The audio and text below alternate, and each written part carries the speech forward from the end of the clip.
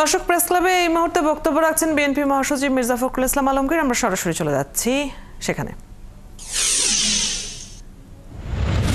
কোনদিন এটা দৃষ্টিও দিচ্ছে না, কথাও বলছে না, এটাকে পরিবর্তন করার জন্য কোনো চেষ্টা করা হচ্ছে না।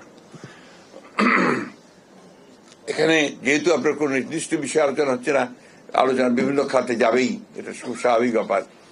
মাহবুবুল্লাহ ভাই আমার এখানে পাশে বসে আছেন, উনি আমার আদর্শ। আমরা যখন প্রথম ঢাকা কলেজেই পড়ি তখন থেকে ওনাকে আমরা চিনি যে তিনি একজন অত্যন্ত ব্রিলিয়ান্ট স্টুডেন্ট এবং রাজনীতির সঙ্গে জড়িত।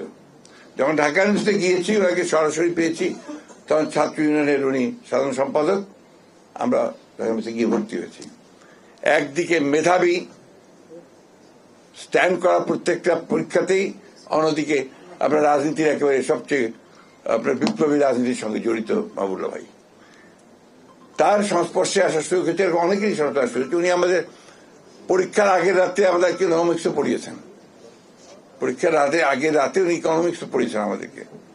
তো সেই মাহবুবুল্লাহ ভাই আজকে রিটায়ার্ড লাইফ লিড করছেন এবং ওনার যে দেওয়ার কথা, যত বেশি আমরা আশা করি তার কাছ থেকে, আমরা যেটা আশা করেছিলাম যে আরো আরো আরো বেশি কিছু, কিন্তু তার জন্য সমাজ সেই সুযোগটা সৃষ্টি করেনি, এখনো করছে না।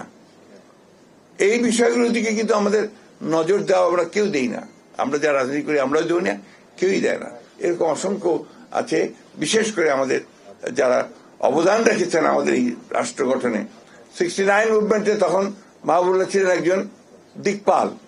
তার বক্তৃতা শোনার জন্য সেই সময় হাজার হাজার ছাত্ররা চলে আসতো। সেই মাহবুবুল্লাহ 71 সালে যুদ্ধের পুরোটা সময় পাক সেনাদের বাহিনীর কারাগারে ছিলেন, তার মৃত্যুদণ্ড হয়েছিল। এই কথাগুলো কিন্তু অনেকেই জানে না। আমরা যদি শুধু বলছি শিক্ষাবিদ, উনি শুধু শিক্ষাবিদ নন, তিনি সমাজ পরিবর্তনের সবচেয়ে কঠিন রাস্তাটা বেছে নিয়েছিলেন, বিপ্লবের রাস্তা। সেই বিপ্লবের রাস্তা বাঁচতে গিয়ে তিনি তার জীবনের যে তথাকথিত যে উপরে ওঠার যে সিঁড়ি, সেই সিঁড়ি উনি খোঁজেননি।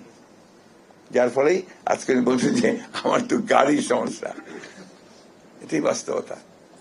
আমি এই জন্য কথাগুলো বলছি যে সমাজ তো আমরা ঠিক যেভাবে চাই সেভাবে সমাজ তৈরি হয়নি, যেভাবে চাই রাষ্ট্র সেভাবে তৈরি হয়নি। আমি ধন্যবাদ দিতে চাই ছেলেদেরকে যে তারা এই বিষয়গুলোকে সামনে নিয়ে এসেছে, এখন কথা হচ্ছে। একই সঙ্গে একটা কথা মনে রাখতে হবে সবসময়, যে হঠকারিতা করা যাবে না।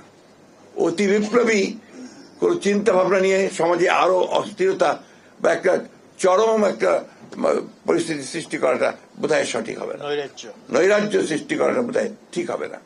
এই কথাগুলো আমাদের মাথায় রাখতে হবে। আমাদের সময় মাহবুবুল্লাহ ভাইরা যা থিওরি পড়াতেন আমাদের, তার মধ্যে একটা কথা ছিল রোমান্টিসিজম।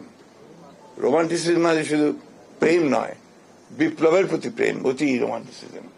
কি বলেন, ভুল হচ্ছে না তো? তো এখন ওই চে গুয়েভারার কথা উনি বললেন, অর্থাৎ এই মুহূর্তে আমি সব পাল্টে দেব, এই মুহূর্তে আমি দখল করব, এই মুহূর্তে আমি সব অন্যায় পড়ে দিয়ে দেবো। এটা হয় না। You have to go step by step. একটা প্রতি ধীরে ধীরে যেতে হয়, যেতে গেলে কিছুটা পারা যায়। তাও সবকিছু যে সুনিশ্চিত হবে তা নয়।